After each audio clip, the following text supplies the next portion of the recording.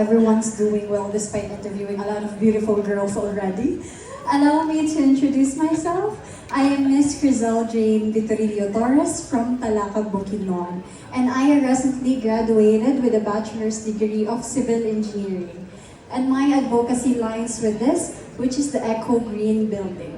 Because I believe we are not just builders, but we are also stewards of the environment.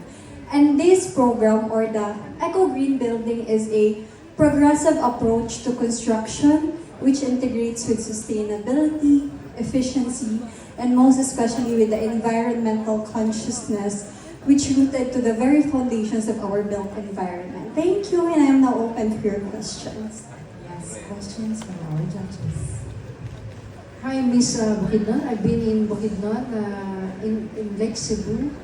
Lake Apo. Lake Cebu. Yeah, yes. It's a very good, a very nice province. My questions is, what are your thoughts on the impact of plastic pollution on our oceans and marine life? And how would you influence the citizen in not contributing to this pollution?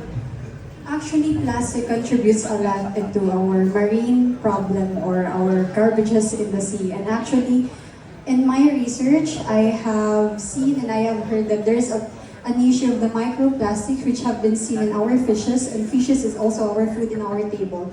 And I believe by practicing the 5 R's, which is the reuse, reduce, recycle, rethink, and respect, we can achieve a greater environment, especially protecting our marine life, our fishes, by practicing the proper segregation and, as much as possible, no plastic waste in our oceans and in our environment. Thank you.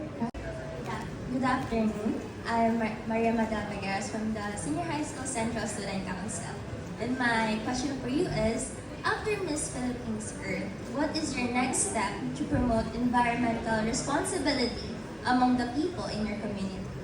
Actually, after Miss Philippines Earth, I am planning to take my review for my board exam as a civil engineer. And I would like to collaborate and continue my advocacy, which is the Eco Green Building, by practicing the sustainability, of course, of having the eco-friendly materials in construction if given the chance to be your future civil engineer. And of course, by using the energy-efficient design in our buildings, because I have been practicing this by having my floor plan since first year, by designing it in the eco-friendly one. And actually, this is also have been my thesis in my school or in my academy.